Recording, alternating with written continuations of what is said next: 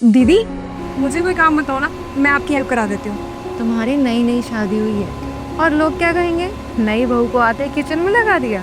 तो क्या हुआ दीदी, हर माना कि आप इस घर की बड़ी बहू हैं, तो इसका मतलब ये तो नहीं कि सारा काम आप ही करेंगी।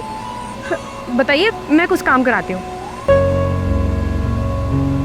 बेटा ये सब्जी देखो ऐसे ही पड़ी है, इसको ढक तो दिया करो कम से कम, और ये चिमनी बंद कर दिया करो जब काम हो जाए तो, बिल बहुत आता है।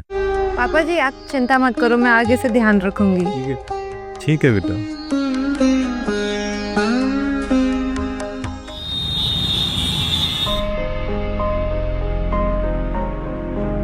बेटा जब वहाँ बाहर बैठे हो तो इस कमरे का लाइट और एसी बंद कर दिया करो। पता पिछले महीने कितना बिल आया था? पापा जी वो सॉरी पापा जी, दिमाग से निकल गया था, आगे से ध्यान रखूंगी।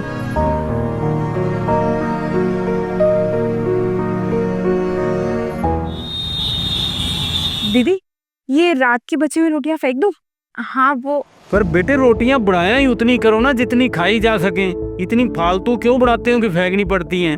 लेकिन पापा वो सॉरी पापा जी, वो गुरप्रीत की रोटी बच गई थी, तो उसने नहीं खाई थी, आगे से ध्यान रखेंगे। ठीक है आगे से ध्यान रखना।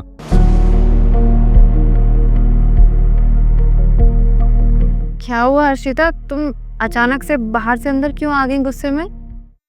दीदी आपको नहीं लगता कि पापा जी कुछ ज्यादा ही टोकते हैं? हाँ मैंने सुना था कि घरों में सास बहुओं को टोकती है, लेकिन यहाँ तो सब कुछ उल्टा ही हो रहा है। मम्मी जी तो कुछ कहते ही नहीं है, लेकिन पापा जी एक मौका नहीं छोड़ते टोकने का। और एक आप है जो उनकी बातों में जीजी जीजी करती रहती हैं, उनको तो कुछ कहती ही नहीं है आप। मैं उनसे इसलिए कुछ नहीं कहती क्योंकि मैं उनको समझती हूँ। मुझे पता है कि तुम्हें पापा जी की बात का बुरा लगता है, लेकिन पापा जी दिल के बुरे नहीं है।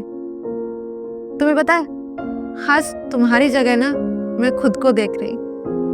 जब मेरी नई नई शादी हुई थी और मैं शादी करके घर पर आई थी, तो पापा जी मुझे भी ऐसा टोका करते थे और मुझे भी बहुत बुरा लगता था कि जब देखो पापा जी हर चीज के लिए टोकते रहते।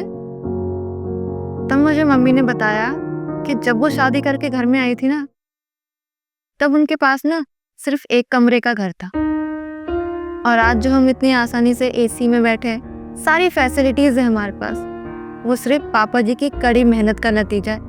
तपती धूप में उन्होंने ना जाने कैसे कैसे काम किया होगा, तब जाके हमें सारे ऐशो आराम मिले। हाँ पापा जी हमें इसलिए टोकते हैं कि हम चीज़ों की कदर करें, क्योंकि हमें सारी चीज़ें आसानी से मिल गई है ना। और कहते हैं ना, जब कोई चीज़ आसानी से मिल जाए ना, तो हमें उन चीज़ों की कदर नहीं होती। बस पापा जी इसलिए समझाते हैं क्योंकि पापा जी को इन चीज़ों की कदर है। हर तुम ऐसे सोचो ना, अगर तुम अपने घर पे होती और अपने घर का लाइट फैन अगर एसी ऑन करके छोड़ देती, तब तुम्हारे पापा भी तो तुम्हें समझाते ना, तब क्या तुम उनकी बात को बुरा मानती? पापा जी हमको अपनी बहुएं नहीं मानते, बल्कि बेटी मानकर समझाते, तो हमें भी उनको ससुर जी नहीं पिताजी मानकर उनकी बातों को समझ लेना चाहिए।